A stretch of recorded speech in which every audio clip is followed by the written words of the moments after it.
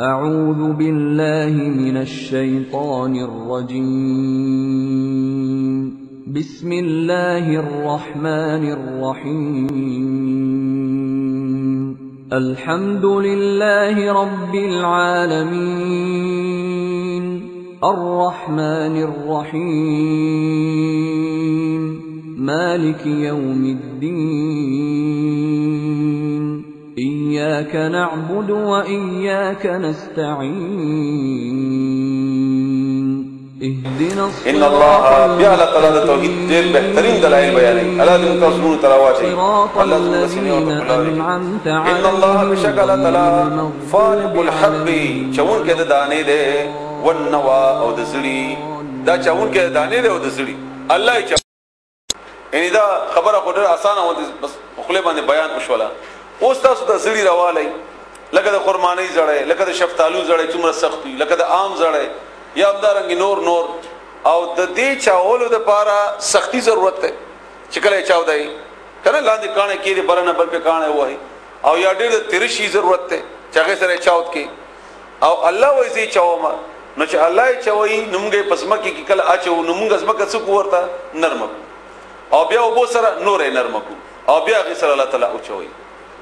نو معلوم چې الله یې چوي دا زموږ د عقل په بنیاد باندې نه ده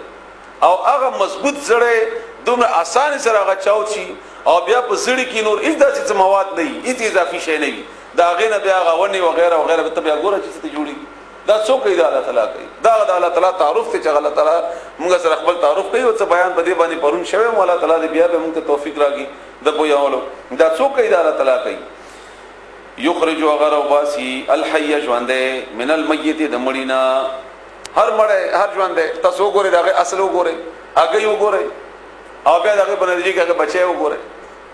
همدا غرانګ یو دهری سره مقابله و د امام مالک رحمت الله علیه هغه ورته ویلي د الله په بنیاد باندې چې الله شته الله نشته وغیرہ هغه ورته ما ته داسې کله معلومه ده چې هغه کله ته نه اکسیجن زی نه اوبزي نه هوازي یعنی د دنیا هیڅ وسایل نه دي او هغه باوجود پاره کې نه ژوندې شی موجود ده هغه دا نه منم دانش کیږي نو هغه ورته راغسته چې د چرګ لاندې پرته و او تماته کنه کې بچیو همدا دا چا کول دا چا غته رسول او هغه کې ژوندۍ چا چولې و دا الله تعالی کول ومخرج المیت او رایستون کې د مړي ده من الحي د ژوندینا ذالکم الله داس تاسو الله ده فانت افکون بس کم طرف ته تاسو اړولی روان یی د خپل الله په جنې تاسو دغه قوت په جنې لګ دا چې کله ته په کائناتو کې سوچ کې به وتا اندازه لګي او دا سوچ د الله په تلاش کې کوي الله وتا ته پته لګي او بیا وتا خلینه به اختیار او دي چې سبحان الله الله تعالی د پاره دي دا هر الله زمونږه خستر رب د الله سورۃ النحل کې الله فرمایي سورۃ النحل آیت نمبر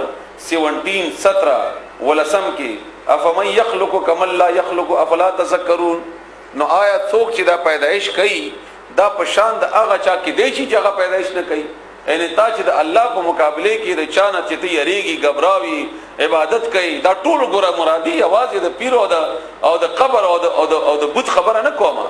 هر هغه څوک چې د الله په مقابله کې پتا باندې یې اچولې ده کغه قوت ته کغه ملک ته او کغه د اټمی قوت ته او کغه مثلا دعا دي ته چاو کغه وغیرہ وغیرہ هر چیز خو چې الله نه علاوه دي الله نه علاوه دي نو هغه پیدائش کوي او ته وګوره چې هغه پیدائش کولای شي الله دا کار کوي هغه کولای شي نه شي کول نو چې نشي کول بیا هغه ولې یریږي یا غنه ولې تما کوي بیا الله فرمایي فارق الاصباح چون کې د سبا ده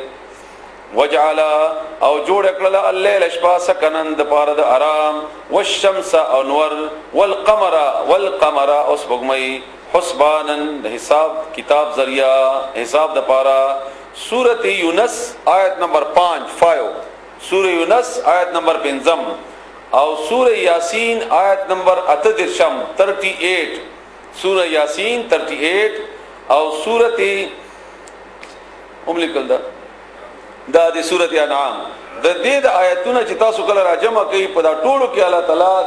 د نورسترګي او د سپوږمۍ باندې کوم دا خبره کړې ده چې دا د حساب کتاب د پاره دي چونانچه زمونږ حسابونه وګوره زمونږ میاشتې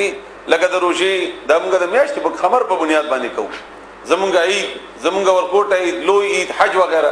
او زمونږ د ورځې عبادت د زمونږ نور په بنیاد باندې کوو سحر مون غرمې مون مازدیګر مون د زمونږ شمس حساب سره همدارنګ موږ خپل کې معاملات همدارنګ زکات همدارنګ د مور د بچي ورکول هغه موده وغیرہ وغیرہ د طلاق وغیرہ د نکاح وغیرہ د ټول شیونو لپاره او دا د الله تعالی اندازې دي چې موږ ته کړی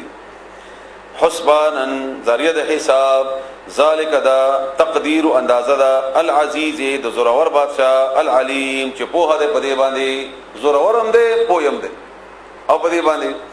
هو الذی الله غزات جعل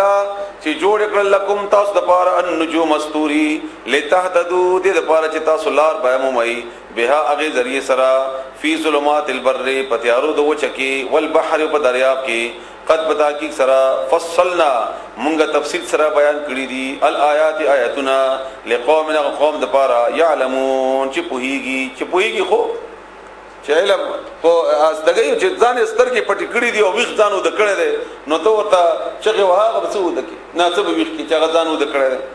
وهو الذي الله غذات انشأكم چې پیدا کړی تاسو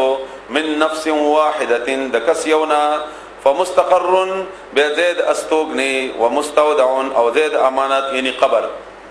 قد بتحقیق سرا فصلنا مونږه تفصیل سره بیان کړی دي الآیات آیاتنا لقوم قوم د پاره يفقهون چې به پوهیږي وهو الذي الله غذات انزل چراوی لګلی من السماء اذ اسمان نما ان اب فاخرجنا بمونږه او استلی به بدی ابو ذری سرا نبات بوټي کل شیء عند هر یوشی بوټي د هر یوشی یا دا ونی میوه وغیرہ فاخرجنا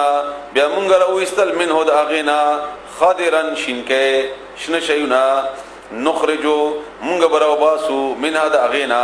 حبا دانه متراکبا یو بل باندې انختی لکه جوار وګوره څنګه یو بل باندې انختی دی الله تعالی هم دا غرنګ چل غزي وګوره هم دا غرنګ نور چې کمی میوه دي دا قسم ومن النخل او د کجورنا من طلعها د شاخونه د اغي قنوان غنچکو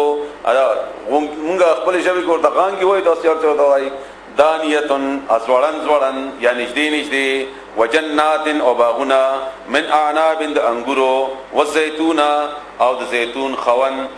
والرمان او د انار مشتبهن چې یو شان دي پرنګ کې وغیر متشابهین او زنبیل دي پرنګ یا په خوان کې انار وګورئ څو قسمونه دي امونه زمون پاکستان ما د مخکې دا یاد او چې 150 قسمونه دي بل ورځ ما یو غږ کې پړاول چې 350 قسمونه دي پاکستان کې امونه الله وی دا یو دا یعنی دا وی کې متا د څومره خوندونه ذکر رنگونه وغیرہ اچولې دي او بیا د ټول ته بیل ګوره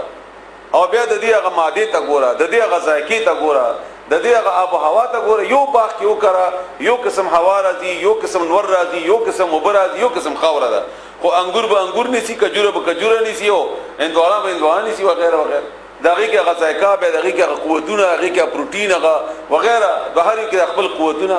رنگونه دغه بوی وغیرہ دا څوک اداره تعالی کوي دا لاغه تعارف ته بده کې انظر وګورئ الی ثمره هغه میو د دیتا اذا هر کلا اثمرا چې اونیسی وینعه او د دې هغه په خیدو طرف ته وګوره باکدا الله حکم کړی چې وګورئ تاسو پدې کې تاسو سوچو کې فکر وکړئ دا تاسو ته الله دروخی او تعارف د الله وشي تاسو